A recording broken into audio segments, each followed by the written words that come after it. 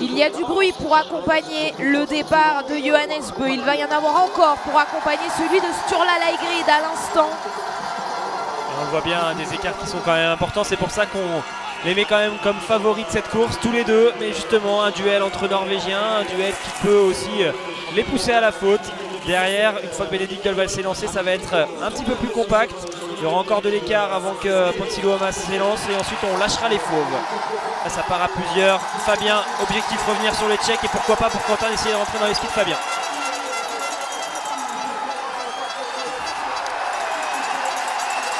Allez, il est sur la piste, c'est parti. Quentin Fillon-Maillet, lui aussi revenir sur ce groupe devant. Les deux premiers Français sont sur la piste. Dans 10 secondes, ce sera au tour d'Emilien Jacquelin. Et on n'oublie pas, bien sûr, Emilien Claude et Antonin Guigona qui sont autour de 7 minutes 40.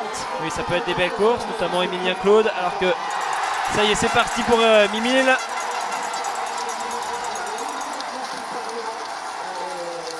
Et c'est vrai qu'Emilien Claude, aujourd'hui, on aimerait le voir faire une folle remontée. Il en est capable. Antonin s'élance à son tour. Allez, c'est parti pour les Français. Ils sont tous sur la piste.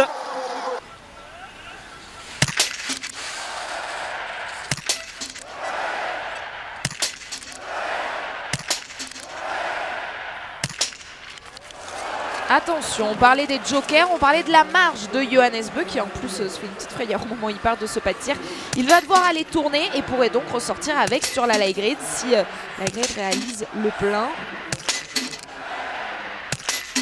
Ouais, il y parvient et il va peut-être même ressortir avant que Johannes Bö termine son anneau de pénalité parce qu'il est en train de terminer le dernier tiers de cet anneau de pénalité. Johannes Bö, il va donc avoir du retard sur Sturla Lægreid. Combien de secondes exactement? Une poignée, hein, vous l'aurez compris, c'est très faible, moins de 5 secondes.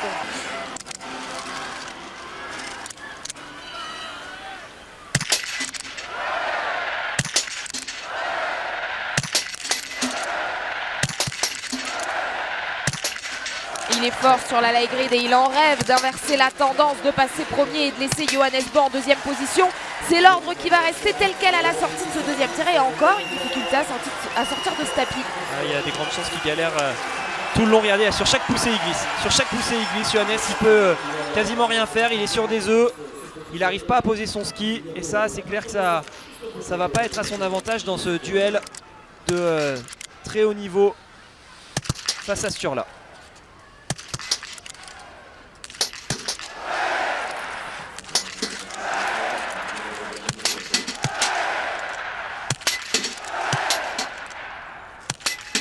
Ah oui, quel bonheur, Fabien Claude à 10 sur 10 va pouvoir ressortir toujours au contact de ce podium. Et à l'occasion, au passage, il a laissé la pchine derrière lui. Ouais, exactement, il est vraiment parti à la faute là, le Coréen. Il va passer un bon moment sur l'anneau de pénalité. Benedikt Dolval va peut-être ressortir. Non, il va y avoir de la marge hein, après cette 4e place. Un petit trou d'air. Alors attention à Christiansen. Christiansen, lui qui a l'air d'être plutôt performant là, justement sur ce genre de conditions. On va voir comment Fabien va se comporter face à lui. Et pour l'instant, on est avec les 3 Norvégiens en tête. Et pour venir vous donner des informations justement sur le ski de Johannes, clairement il subit. Hein, Johannes, il a le 17e temps du premier tour et le 15e temps du deuxième tour. Il perd 17 secondes par tour, Johannes. Et ça crie pour encourager les Français avec le plein. Et pour Emilien Jacquelin, et pour Antonin Guigona, et pour Quentin Fillon-Maillet. Quentin Fillon-Maillet va être le premier des 3 à ressortir de ce pas de tir. Allez, avec 1 seconde à peine d'avance sur Emilien Jacquelin, ils sont ensemble. On va avoir des surprises aujourd'hui sur les temps de ski entre ceux qui sont capables de gérer ce revêtement très particulier et ceux qui vont le subir. Je vous le disais, hein, Johannes, 17 secondes de perdu par tour, c'est quand même assez hallucinant.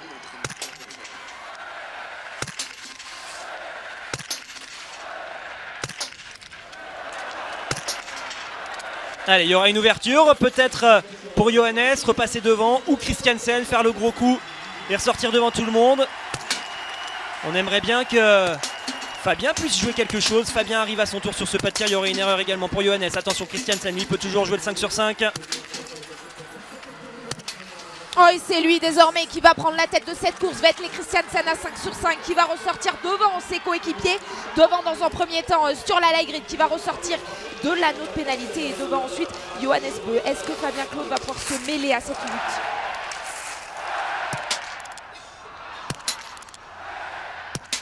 Allez, Il y aura une balle ratée sur ce coup-là. Johannes va ressortir de la note pénalité avec un tour d'avance. Mais Johannes va encore une fois subir certainement sur ce tour. Fabien, faut rester concentré. Essayer de ressortir devant le groupe qui va arriver maintenant sur le pas de tir. Emmené par, il me semble, Antonin. C'est Antonin, ouais, qui arrive à faire la différence côté piste. Allez, il faut en profiter Antonin aujourd'hui.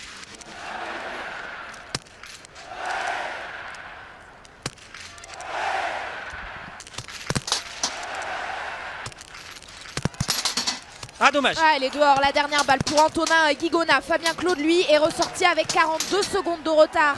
Cette quatrième position pour Fabien Claude. Qui va ressortir? Eh bien, Artem Prima, dont on vous parlait tout à l'heure, Sébastien Samuelsson et surtout Quentin Fillon-Maillet. Quentin Fillon-Maillet qui se replace alors que Emilien Jacquelin a vécu un premier tir très difficile avec 3 erreurs. Ouais, il est complètement passé à côté. Sturla, lui, arrive à limiter la casse, mais par contre, on le voit, hein, pour Johannes, ça commence à faire de gros écarts. Johannes sur le dernier intermédiaire, il passe à 32 secondes. Vraisemblablement, il ne jouera pas la victoire sur le dernier tir.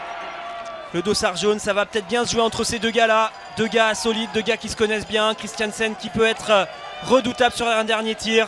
Et par contre, bah, s'il arrive à faire le plein, même si Sturla est sur un tir égal, je vois pas comment Sturla pourrait résister aujourd'hui face à Christiansen. Johannes choisit la même trajectoire que Fabien. Et on le voit, hein, Fabien, il est là, il est à rien du tout. Allez, il va être en embuscade pour faire peur à Johannes qui subit, mais qui subit. C'est impressionnant à quel point il subit cette piste. Allez Fab. Allez, combien d'écart? Une quinzaine de secondes. Ouais, c'est ça, même pas 14 secondes 8 d'écart entre Johannes Beu et Fabien Claude.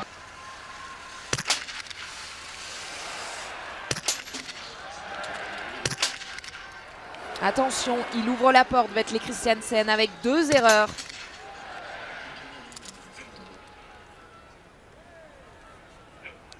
Et il perd du temps.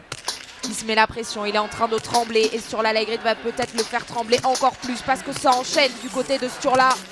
Et bravo. Il va ressortir en tête, incroyable, et il harangue la foule. Oh, ça c'est une victoire, il le sait. Sturla Lægreid va s'envoler vers cette première place. Génial ce qu'a fait Sturla. Et c'est là qu'on voit la difficulté du biathlon. Christiansen, il savait qu'il avait tout aujourd'hui pour aller gagner, qu'il était capable de faire la différence sur la piste et ça lui a mis la pression. Et il est parti à la faute. Allez, il y a la possibilité de remonter sur ce podium peut-être pour Fabien. Dans la solidité de Johannes Beu, il le sait, il a besoin d'un 5 sur 5 pour exister. Lui qui est en difficulté sur cette piste. Allez, parce que Christiansen va finir ses anneaux de pénalité. Dommage, sa dernière balle. Non, allez, il faut vite aller faire le tour. Elle est pas dedans. Allez, récupérer ses bâtons tout de suite pour Fabien Claude et pour bien exister quand même sur cette course. Alors que Vetle Christiansen, il en est où? Est-ce qu'il repart pour un tour? Non, il en a terminé avec ses anneaux de pénalité.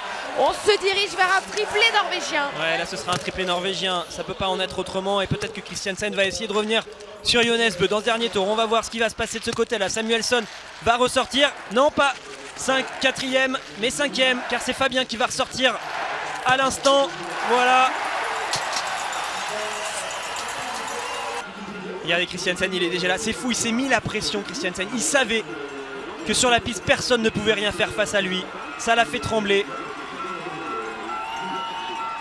Et là, il va vite se rendre compte que là, il va pouvoir dépasser Johannes dès qu'il va le décider. Temporiser un peu à la fin de cette grande montée. Et ensuite essayer de faire la différence.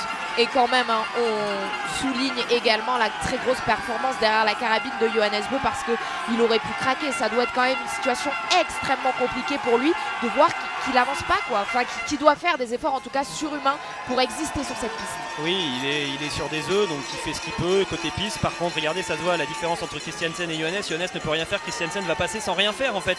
C'est ça qui est triste pour lui, mais bon, après ça fait partie du jeu, c'est un choix de matériel, ça les biathlètes le savent, et voilà, la différence est faite dans un virage et non pas dans une montée, ça fait vraiment partie de notre sport. Les deux titres, notamment celui de l'individuel et celui d'ailleurs de la marque de 2021. Oui, on voit les ralentis, hein. C'est assez incroyable. En tout cas, on va quand même saluer cette performance qui est à 19 sur 20 aujourd'hui sur la Lægreid. Bien sûr, il est allé chercher côté piste, mais aussi côté tir. Parmi le top 4, c'est lui qui a le mieux tiré. Oh, et quelle joie de la part de Sturla Lægreid, quel bonheur de voir ces images et ce public très fair-play d'Annecy le Grand Bornand qui vient fêter sur la Laegred qui semble si heureux de venir chercher cette première victoire de la saison, 10e victoire en carrière et qui se pose une nouvelle fois comme un concurrent extrêmement sérieux pour ce classement général. Le triplé norvégien avec un ordre qu'on n'attendait pas. Vetle Christiansen vient chercher la 2e place et on le voit, il est loin devant Johannes Bö qui en termine enfin. Il est remonté de la 10e place pour cette belle 2e place et ce super triplé.